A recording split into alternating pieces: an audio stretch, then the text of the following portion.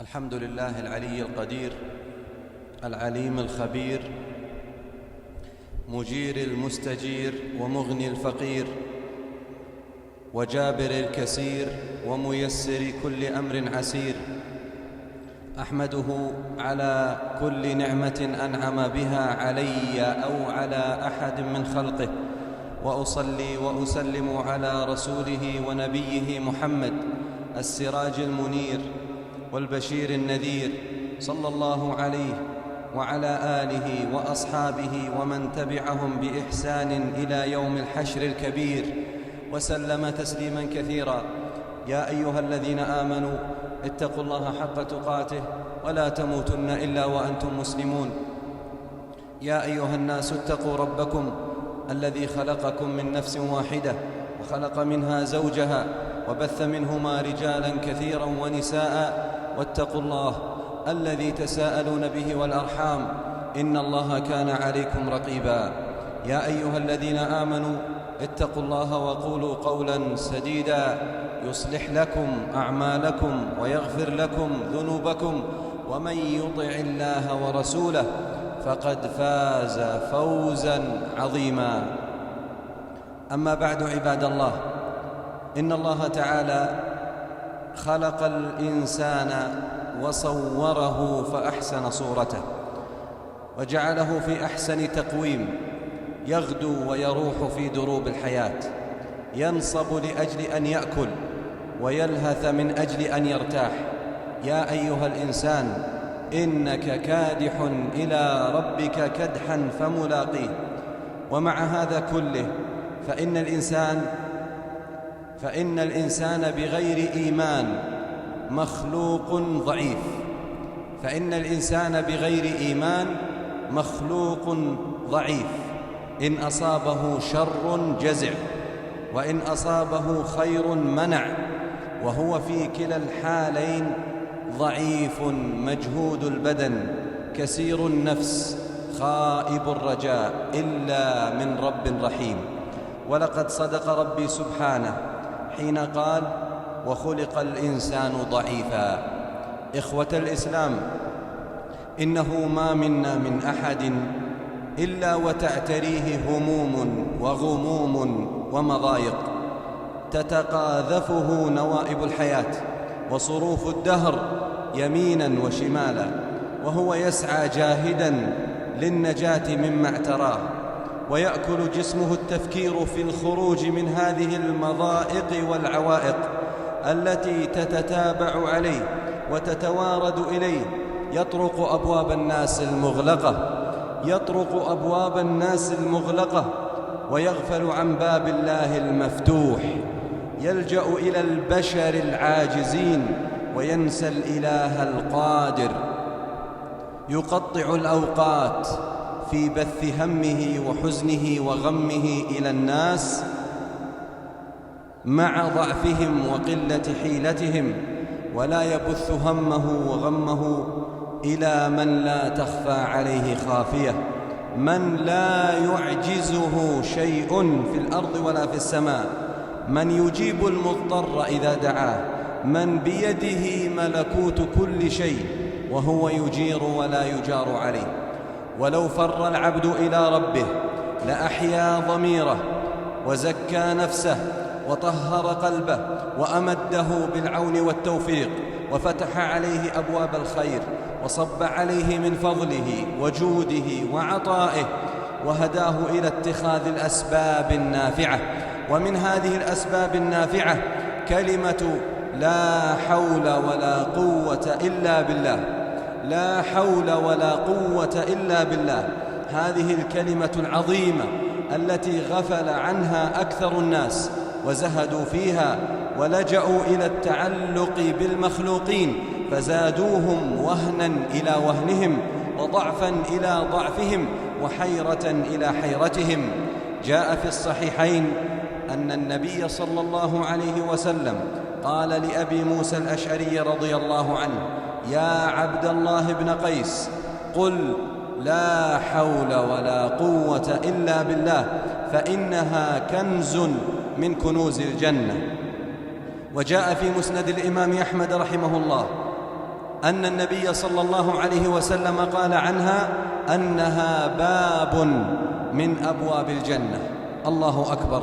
إنها الكنز الذي يفتقر إليه كل واحد منها، إنها الكنز الغائب عن أذهاننا، إنها الكلمة العظيمة المليئة بكل معاني التوحيد واللجوء إلى الله والبراءة من حول العبد الضعيف وقوته إلى حول العظيم الجبار وقوته. إنها الزاد لمن أراد السداد، إنها أنس المهموم وجلاء المغموم، من التزم بها سعد وربح، ومن تركها شقي وخسر. كيف لا وهي من الباقيات الصالحات التي قال عنها النبي صلى الله عليه وسلم: استكثروا من الباقيات الصالحات. قيل: وما هن يا رسول الله؟ قال: التكبير والتهليل والتسبيح والحمد لله ولا حول ولا قوة إلا بالله. عجبا للعبد، عجبا والله للعبد كيف يشغله حول البشر وقوتهم عن حول الله وقوته. عجبا للعبد والله كيف يزهد في هذا الباب الموصل إلى كنز الجنة. والله لو رددها المهموم والمحزون موقنا بها لفتح الله بها من أبواب الرضا ما يطيش أمامها كل هم وحزن وغم وكآبة. فهي مفتاح الإعانة الأعظم. كلمة لا حول ولا قوة إلا بالله هي مفتاح الإعانة الأعظم. قال شيخ الإسلام ابن تيمية رحمه الله: لأن الذي يقول لا حول ولا قوة إلا بالله يفوض أمره إلى القاهر فوق عباده، فكأن المحوقل يقول: لا حركة لي ولا استطاعة لي ولا تحول لي من حال إلى حال إلا بحول الله وقوته. قال ابن القيم رحمه الله: هذه الكلمة لها تأثير عجيب في تحمل المشاق ومعاناة الأشغال الصعبة، ولها تأثير عجيب في ركوب الأهوال، ولها تأثير عجيب في دفع الفقر، ولها تأثير قوي في دفع داء الهم والغم والحزن، ولها تأثير عجيب في طرد الشيطان، ولها تأثير عجيب في طرد الشيطان، ولها سر عجيب في تحمل الأثقال وقوة القلب ومكابدة الأهوال. يا لها من سلاح، يا لها من سلاح، يا لها من سلاح لو وجد من يعرف قدره، يا لها من سلاح لو وجد من يستخدمه، يا لها من سلاح لو وجد من يعرفه، يا لها من كلمة عظيمة. الله أكبر ما أعظمها من كلمة، الله أكبر ما أعظم أثرها، الله أكبر ما أغفل الناس عنها. هذا ندائي، هذا ندائي أبعثه إلى الحيارى، إلى المنكوبين، إلى المهمومين، إلى المغمومين، أبعثه إلى الفقراء، أبعثه إلى المديونين، أبعثه إلى المرضى، إلى من ابتلوا بالمعاصي وتورطوا بالحرام، أبعثه إلى كل من أصابتهم ضغوطات الحياة. عليكم بلا حول ولا قوة إلا بالله، عليكم بلا حول ولا قوة إلا بالله، عليكم بلا حول ولا قوة إلا بالله، عليكم بلا حول ولا قوة إلا بالله. فلا يقضي الحاجات إلا الله، ولا يدبر الأمور إلا الله، ولا يفرج الكربات إلا الله، ولا يصلح القلوب إلا الله، ولا يشفي المرضى إلا الله، ولا يقضي الديون إلا الله، ولا ييسر الأمور العسيرة إلا الله. أين نحن عن هذه الكلمة العظيمة لا حول ولا قوة إلا بالله؟ فعليكم بها عباد الله، أكثروا منها، أدمنوا عليها، استحضروا معناها، أيقنوا بها، أيقنوا بأثرها، أيقنوا بفاعليتها، أيقنوا بتأثيرها، فإن الله جاعل لكم بها فرجا ومخرجا. يا رب أنت كلما رزقتني رأيت خيرا سابغا لا حد له، رزقتني وأنت خير رازق، أزحت يا قدير كل معضلة، تمر بي مضائق أظنها لا تنتهي فتنتهي بالحوقلة، يأتي إليك المستجير ماشيا وأنت يا ذا الجود تأتي هرولة. بارك الله لي ولكم بالكتاب والسنة، ونفعني وإياكم بما فيهما من الآيات والحكمة، وأسأل الله سبحانه وتعالى لي ولكم ولسائر المسلمين تيسير الأمور وتفريج الكروب ومغفرة الذنوب، فاستغفروا الله جل وعلا إنه هو الغفور الرحيم.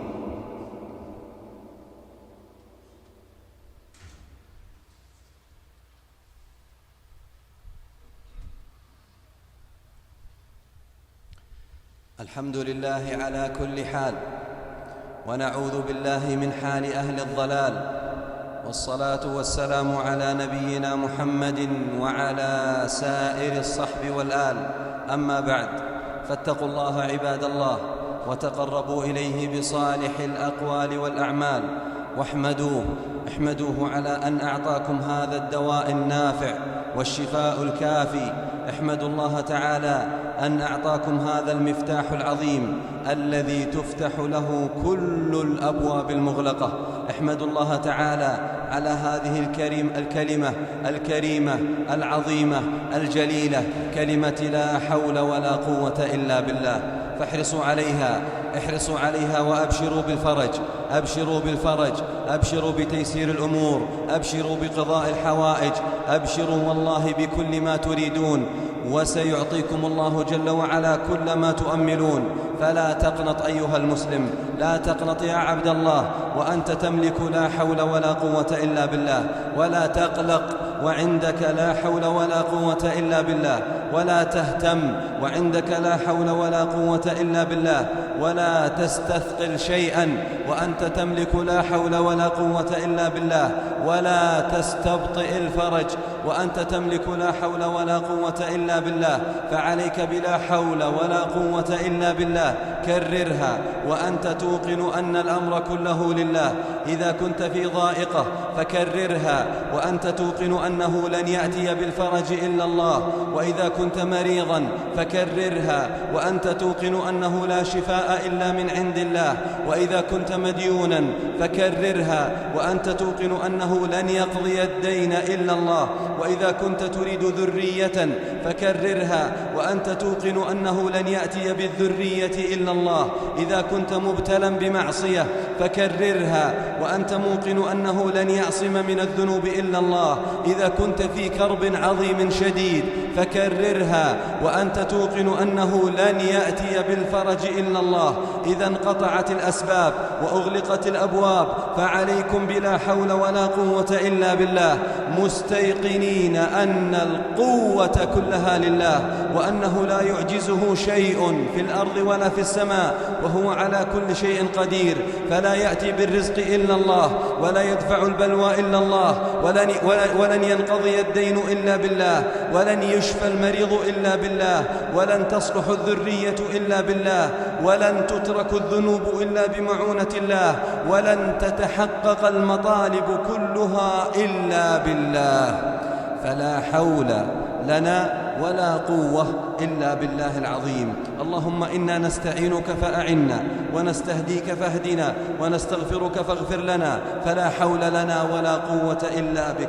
اللهم إنا نسألك من الخير كله عاجله وآجله ما علمنا منه وما لم نعلم، ونعوذ بك من الشر كله عاجله وآجله ما علمنا منه وما لم نعلم. اللهم إنا نسألك الجنة وما قرب إليها من قول وعمل، ونعوذ بك من النار وما قرب إليها من قول وعمل. اللهم إنا نعوذ بك من فتن الشبهات والشهوات.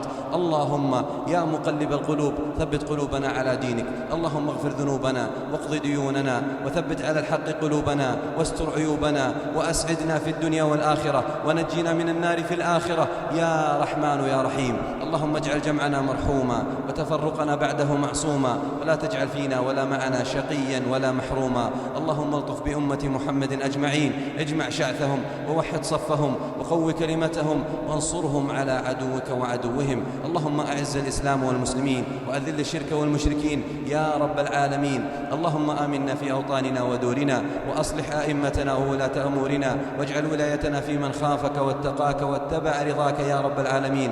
اللهم احفظ ولي أمرنا وولي عهده ووزرائه وإخوانه، ووفقهم لما فيه صلاح البلاد والعباد يا رب العالمين. سبحان ربك رب العزة عما يصفون، وسلام على المرسلين، والحمد لله رب العالمين.